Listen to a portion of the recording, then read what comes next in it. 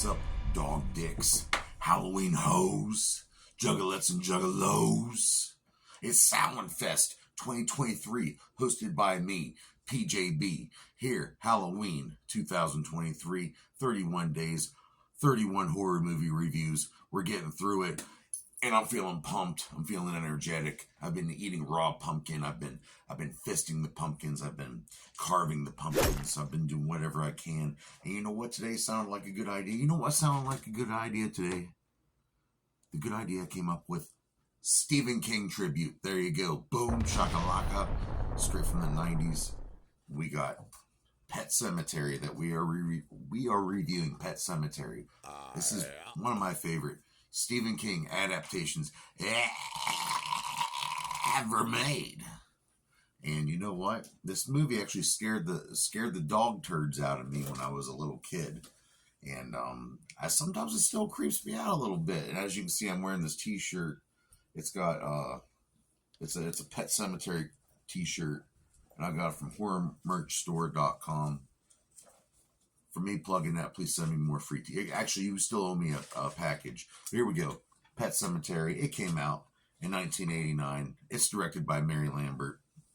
And it is like I said, originally it was a Stephen King story, which of course, the book always has a lot more in it. Always has a lot of details left out. But for the most part, the story is original in the way it should be. And who stars in this motherfucker? We got Dale Midkiff playing Lewis. Now this guy here, I'm just gonna come out and say it, and a lot of people agree with me. His acting is kind of dry, and like the first time he talks in the movie, he just goes, "Yeah," and not the creepy way I say it when I go, "Yeah." But he's in it, and he plays the dad. He's the new doctor in town, and playing his wife is Denise Crosby. She was on Star Trek. She was on Psycho Part 3. She's been in a lot of stuff. She was in a lot of stuff in the 90s. She still does things occasionally, though. She plays Rachel, the wife, who's traumatized from early childhood things that her parents put her through, which is pretty freaking terrible. Playing Little Gage is Miko Hughes.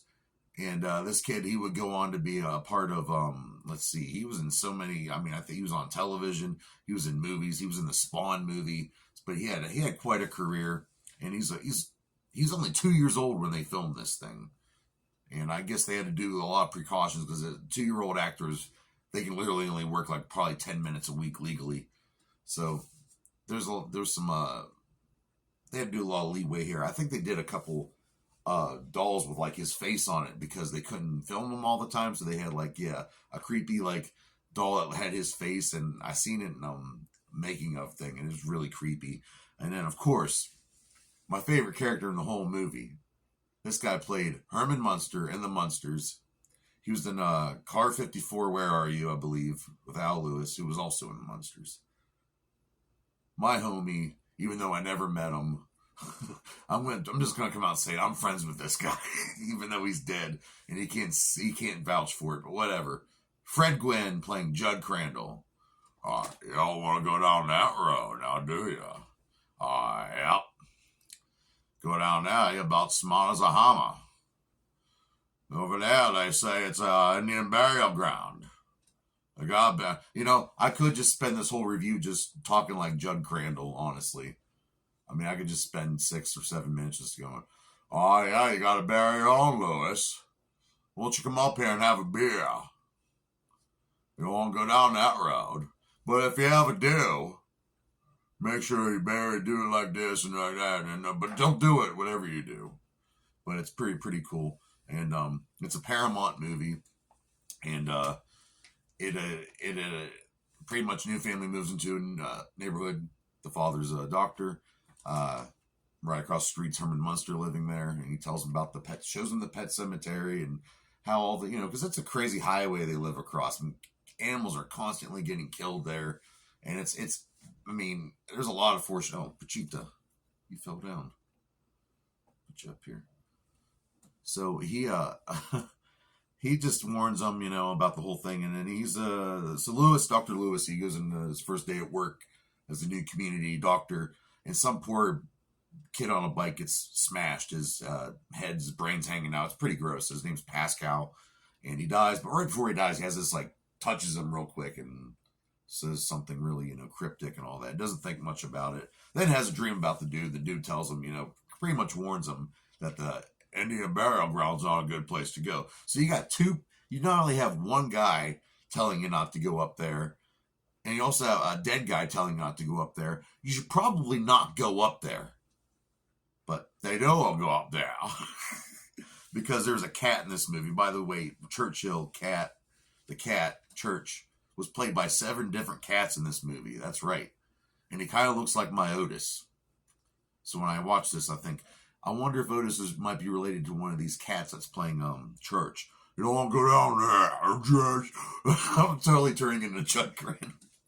So what's going on there next? Originally, they almost casted Bruce Campbell as the lead role as Lewis. That would have been interesting because, Bruce Campbell was on a roll back then with The Evil Dead, and he even made an appearance in the second Dusk Till Dawn movie, which is bleh. And then originally in the book, Pet Sematary, there was a Wendigo monster. That's right, a Wendigo demon, Native Americans, evil spirit. It was in the book. They almost put it in the movie, but they thought with the dead babies and the wife coming back to life and all this and that, it was creepy enough. And you know what else is creepy in this movie? And I know everyone says it. I know it's cliche. Whatever. Call me cliche J. But the sister Zelda, creepy. When it shows Rachel's past and how she was forced to watch after her poor sister, I can't remember what condition she had, but it made her. She was suffering, man. She was scary looking. Still creeps me out to this day. Still creeps me out. So, and actually that part was played by a male actor, believe it or not.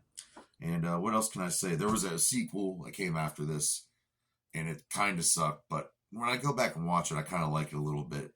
It had Edward Furlong in it, and it had Clancy Brown, the guy who voices Dr. Krabs.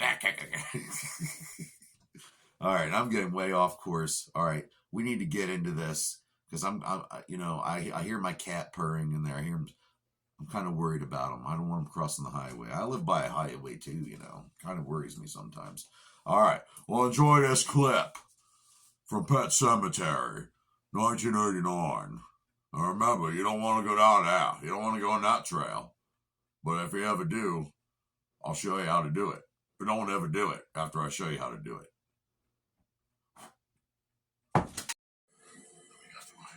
Jug Crandall telling a story related to that damn Pet Sematary.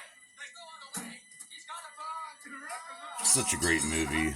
This was always on USA Network when I was growing up. I think it was USA Network, but I always watched it every time it was on. Then when I saw VHS cut of it, when I saw it actually, no commercials, I noticed some more, gore, if you will. Some fire. Yeah.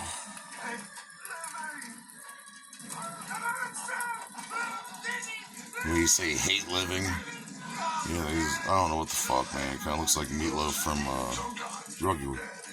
Oh, there's the line. The Indians knew that. He said it. They stopped using that burial ground. The ground went sour. Don't think about doing it, Lewis. Don't you do it. The place is evil. Perfect. Freaking love this movie. Well, I rate this movie Pet Sematary 4 out of 5 dog dicks.